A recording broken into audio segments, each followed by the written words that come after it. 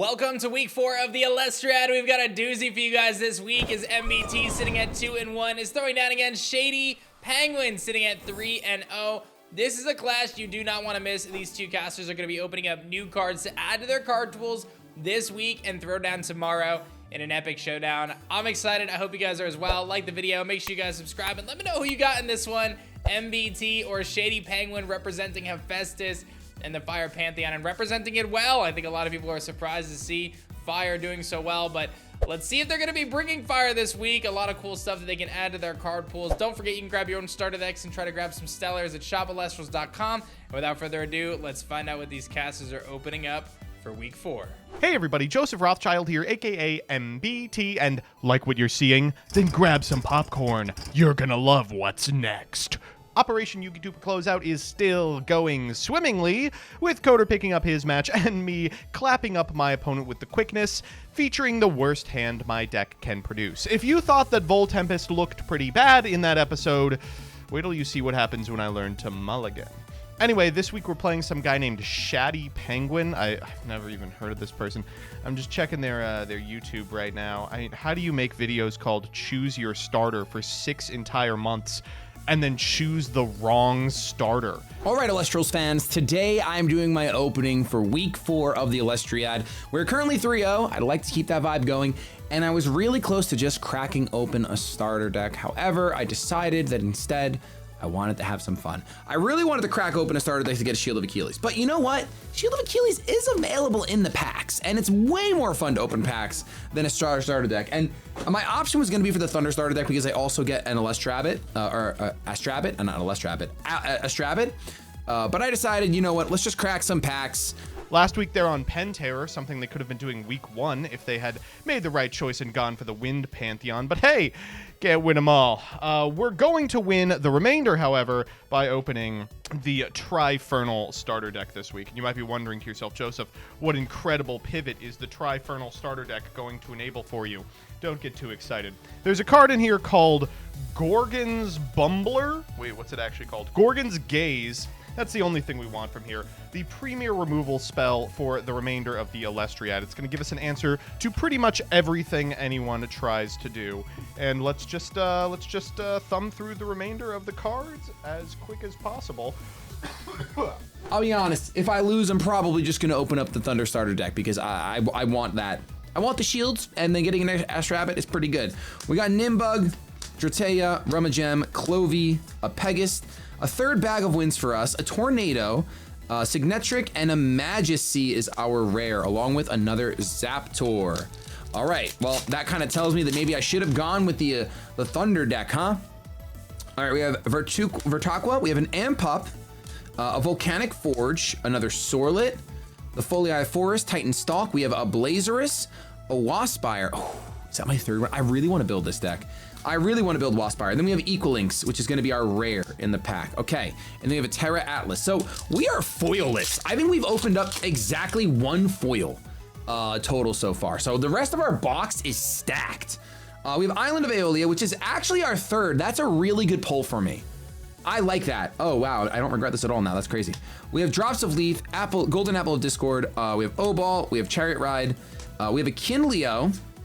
A Sparkit, which this is another, like, I like Hand Destruction too. Hand Destruction seems really good. We have Javalantis, and then we have a Glidesdale is our rare. Okay, so we already have the Glidesdale kind of covered if we want to run it. We've seen him do it one time already. Can MBT get his hands on a second Stellar this season?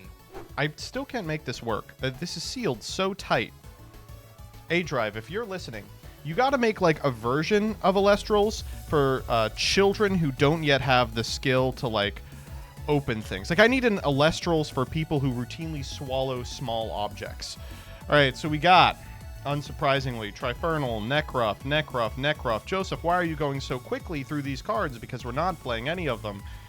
Humbust, Kinleo, Volcaries, Cinder, Smoltuga. We might play Veritaqua. I think we already have 2. Veritaqua has a lot of utility that I might be taking advantage of. Spine Nymph, more Nectars, more Ambrosia. Maybe we'll play 5 Ambrosia and just start cheating. Hephaestus, Volcanic Forge, Hammer, Eruption. I think we're maxed out on EQs at this point, and there it is, Gorgon's Gaze. One of the best removal spells in Elestrals, and going to make a fine addition to our deck. We've also got some Fire Spirits. I don't really think we had too many of those. Always good to see 5 Pyros, and of course we've got some Leviathans, as well as a couple Terratlas to enable the EQ. So, not too much to talk about. I'll see you in the winner's circle next week. We have Fully Forest, we have another Volcanic Forge, we have an Atlantis, we have a Mount Olympus, and another Island of Aeolia. Maybe I had a third one already, actually, now I'm thinking about it. I might have actually already had a third, and I could have run 3 last week. Oh well. Here's our Boom Bat, a Lycavolt, and then a Griffuse, along with a Krakatuga. This single pull could end up changing what I draft next week, because now we really could try to run Water, Fire, Burn. We really, really could. Oh man, that's so tempting. That is so we can't run it this week, but if I go ahead and draft the Majesty deck, which might also come with Shield of Achilles, we might have to give that a shot for fun. We have Obalt, but I do want to win. Chariot Ride, we have Typhlant, which honestly would go in that deck because it's hand disruption. We have Smoltuga, Veritaqua, Signetric, Astrabit. We get our third Astrabit anyway. We love that. An Arrowmare, and then unfortunately, a Flaricne. I don't really say unfortunately because it's a pretty weak card. 2-drop to give Summoning Sickness just isn't as good when there's 1-drops that give Summoning Sickness in the game, you know? It's a tough scene for this spider. Can't really hang with us. We're on our last pack, our 6th pack. No foil, by the way. Here we go. Earth Scout, Ursmog, Urseer, Ignector, Warmite. We have Scythe, we have Earthquake, that's actually a pretty decent card to pull. We have Signetric, and we have Mustoshin as our rare. So that's it. We have Mustoshin, which honestly, this is a card now I think I have 2 copies of. In a Water, Fire, Burn deck, this actually could be pretty good. This could be pretty good, because it's a 1/6. It's kind of hard to get over, especially if we have Atlantis out, and I definitely have triple Atlantis. So something I'm gonna heavily consider, probably not for this week. I'm gonna be honest with you. I don't know what I'm building for this week. I gotta check out my opponent and see what they pull and go from there. But that's it for my pulls for week 4 of the Elestriad. I'll see you in the deck profile. I think MBT going Firestarter deck here to grab the Gorgon's Gaze was a really smart play. Let's see what they're going to construct this week for their Elestriad match against Shady. Hey everybody, Joseph Rothschild here, aka This Event's Free, and we are back with another deck profile. Now, despite the fact that we only opened the Firestarter to get Gorgon's Gaze, and we only swapped that card in from that set into what we are playing this week, the deck has taken a pretty big turn in terms of what we are actually playing, and that's because a couple of days before the match, I played a bunch of hypothetical games versus the testing Discord, and I got washed, like 100-0. I cannot win the matchup if I am playing just Volt Tempest Turbo. The wind guys just sort of outclass my little dudes, and the removal is too good. So I have reintroduced the Pen Terror line, which has the additional benefit of getting to show off the Stellar Hydrake for intimidation purposes. So just a quick refresher on what we're playing. We've got 3 Astrabbit, 3 Elechick. That Elechick is always going to be searching Zeus, though we are playing an Aeolus if we need like more guys. We're playing 3 Sparkit, just an unbelievably powerful card. But not playing kind of the constructed combos. We just want this card and Zeus to be on the field at the same time so we can scout answers to Voltempest, Griffuse, and Voltempest as a mechanism by which we can stall out the game. The removal for this card still isn't all the way there, but it's very resource intensive, and ShadyPenguinn's pool contains like some burn spells that just kill us a lot of the time.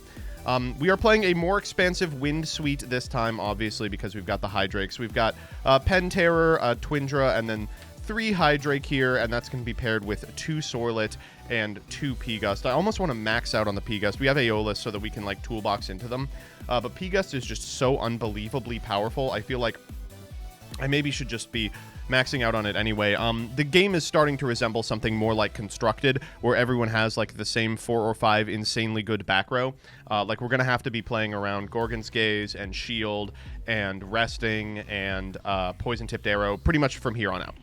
We've got 2 EQ. I cut one at the last second. The mana was really bad. And while EQ is pretty good against the Pen Terror line, which I know that ShadyPenguinn is on, it's super resource intensive, it's super spirit intensive, and we're not at a loss of ways to out that particular setup.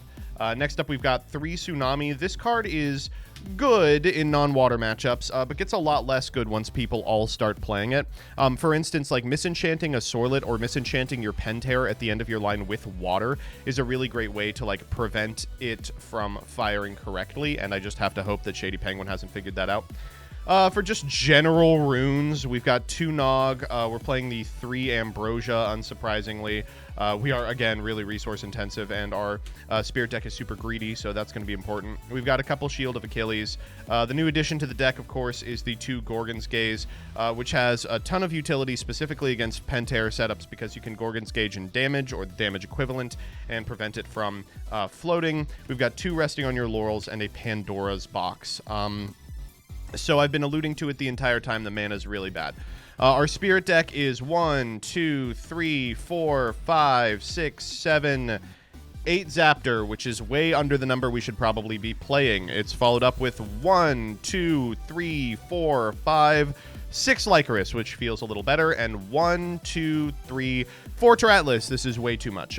But we want to be able to misenchant or spend on like Nog early with the Terratlases, and then keep them in graveyard. So theoretically, we can Ambrosia into 2 copies to EQ over the course of a long game, and then 2 Leviathans, so we can fire off those Tsunamis. Another card that I have no problem placing underneath a misenchanted Elestral, just because it allows that Elestral to play under Tsunami as well. I think a lot of people aren't putting too much thought into their spirit deck. They're just like, oh, here are the numbers, here's what I need to play. But like, even if you're not playing water, playing Leviathan to misenchant, or if you have a critter that is fine being enchanted with anything, basically, your Elestral, in order to get under Tsunami, I mean, it's something you need to be thinking about, even if you just want to play the singleton. Same goes for like the fire spirits and like eruption setups, which of course we are afraid of, but I think we're a little too lost in the sauce if we start doing stuff like that. I feel good about this week. I'm not going to pretend I don't feel a little concerned given how testing shook out, but the Pentair line seems to improve things. Hopefully we see that half of the deck. We'll see you in game. Shady's got a lot of opportunities to build here. He can kind of lean on fire, or he can lean on some of his other elements like thunder and wind, as we've seen him do in the past. Let's take a look at his deck profile and see what he's bringing. All right, so here we are for week 4 of the Elestriad. We are here with our deck builder, or our deck profile of what we've put together. Now, I've gone a completely different direction this week, mainly because I haven't pulled much from my packs, and I should have just been pulling starter decks. I know last week I was teetering between going with like Majesty or Zeus deck, like one of the 2, or 6 packs. I went with 6 packs. I got no foils, and this is our deck that we ended up putting together. So some changes, lots of changes. Okay, we're running triple Nectar of the Gods, which the main reason I'm doing that is because of the kind of deck I'm playing, and you'll see what that means in just a little bit, but I need draw power for sure. Then we're playing triple Ambrosia because it's just, it's a +2 in life, and there's literally no reason not to play it besides cluttering your deck. And then we're still playing 2 Resting on Your Laurels, 2 Gorgon's Gaze, which will never leave my deck, 1 Shield of Achilles, and this is the big difference. That's right, we are playing Tsunami, and we are playing triple Tsunami. Tsunami is a fantastic card. I wasn't playing it though, because I wasn't playing pretty much any water types except for Smoltuga. Now, that's not really the purpose of the card. It's way more of a defensive rune, but a lot of my matchups had access to water, as does this one, for sure. But I decided that I was going to run, that's right, 3 Tsunami. Now, some of you guys might know where I'm going with this deck because of that, but we'll just continue on. Then, of course, we're running our 2 Aeolus still. I'm sorry, why is there only 1 here? Wait a minute. No, my deck profile's ruined. So we are running 2 Aeolus, of course. It is our divine rune. It is fantastic. And now, back from week 1, baby, we got Eruption. We have Eruption. An opponent must expend 3 spirits. If they control fire, enchanted Elestral, they must expend 1 instead. MBT did just draft the fire starter deck, most likely for Gorgon's Gaze, based on what he's been building. But I'm still hoping that he won't have any access to much fire, I should say, much fire. He might have some in there, but I hope he doesn't have much. And then we have Island of Aeolia, which we're running at 2. This is our wind stadium. A majority of our Elestrals are wind, so we decided to stick with that stadium. I was really close to going heavy water and going Atlantis, but it is what it is. Then we still have triple Astrabbit, one of the best Elestrals in the game, bar none, actually. And then we have Elechik. We're running just a single Elechik. We got rid of Boom Bats, and we got rid of the other searcher, which, you know, feels bad because searching your deck is fantastic. The toolboxing that Electric Wind have together is really, really strong. But I wanted to have a little fun this week. We're 3-0. We can afford a loss here. So I decided to just try something different. I'm going to play a little differently as well this week, I think. Then we have our Wind lineup. We still have 3 Sorlet. I don't really expect Sorlet's ability to activate much because I'm pretty sure that MBT has a ton of Wind, but it's still a 5 stat line. So I like the 5 stat line. I'm going to keep that. Same thing with Aramare, running 3 Aramare for the 4-5 stat line, mainly for the 5 defense. This I was considering cutting down to 2, but I decided not to. I would have if I had 3 Exaltair, but I only have 2.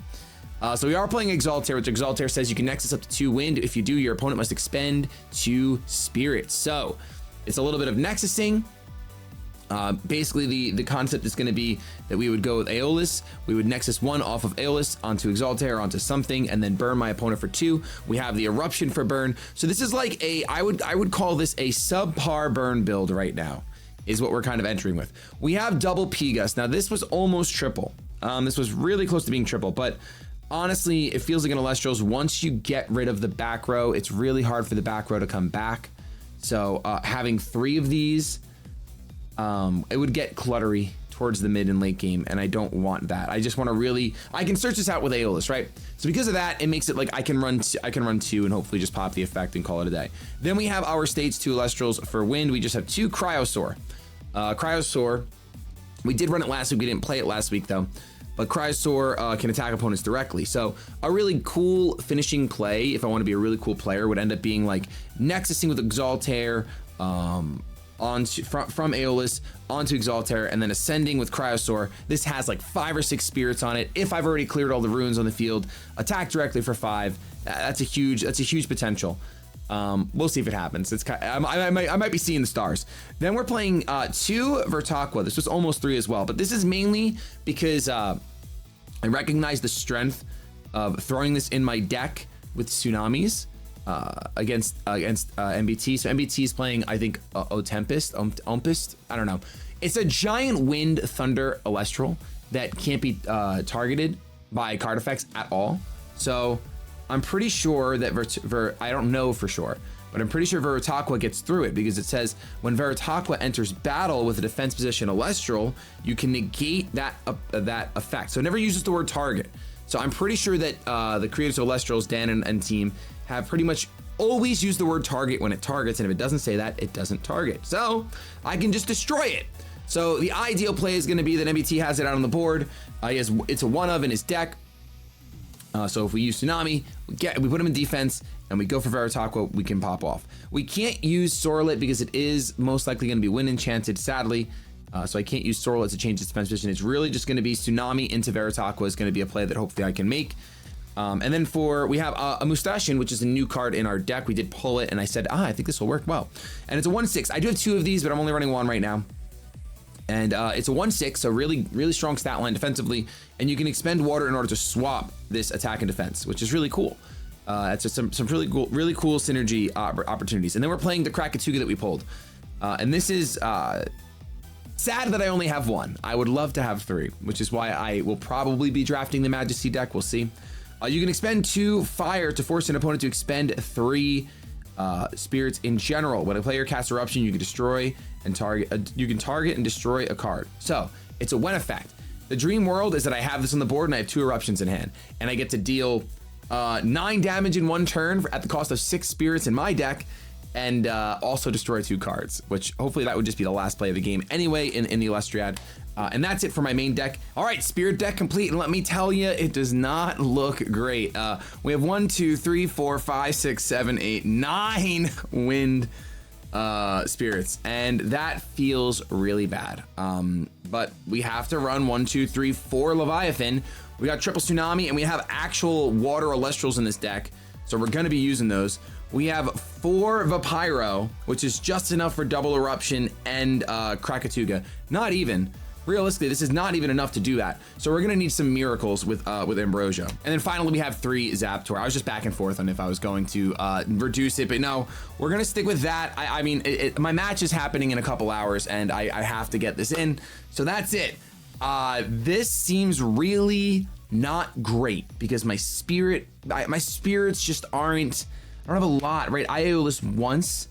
It's really going to be Ambrosia targeting, right? I'm going to really have to be careful about where I target with Ambrosia. Obviously, Cryostorm, when it actually does damage, I also can go ahead and return 2 spirits back to my spirit deck, which is great. But playing 4 colors for this feels rough for sure. I think technically for burn, I'm supposed to drop like Aramare, Sorlet, and just run like, you know, Kinleo, maybe Kinleo and Nekruff. I'm not sure, but definitely Nekruff. But I didn't like the 5 stat line in this matchup for Nekruff to actually be a fire type and try to KO some things. It didn't feel right without playing like, you know, the fire stadium, and I wanted to stick with wind because I really liked Cryosaur potentially going in for massive damage. We'll see if that actually happens, but that's it for my deck build. We'll see how the match goes. I think if you're ShadyPenguinn, you're going into this clash with a strategy of trying to utilize Eruption or Krakatuga in the late game to win this one out and hope MBT overextends with his spirits and those Hydrakes and so on and so forth. One thing I did want to note, though, that I see as kind of a little bit of a hole is Shady emphasized that he didn't want to lean so much on fire this week, but I actually think that this might have been the perfect week to do so, just on the fact that MBT has proven to run Hydrake and Pantera, and you have 2 really good answers to that, with Kinleo being able to pop theirs and Nekruff being able to at least punish the Hydrake if it crashes, right? Because you have that kind of extra spirit of damage. But what do I know? I'm really excited to see what they're going to bring this week and see how this clash ends up throwing down. I think they both got some sound plans. Again, those late game eruptions can be so devastating if you're not prepared. And Cryzor, we'll see if that thing's going to be a beast or not. Stay tuned for the clash tomorrow. Like, comment, and subscribe, and we'll see you guys then.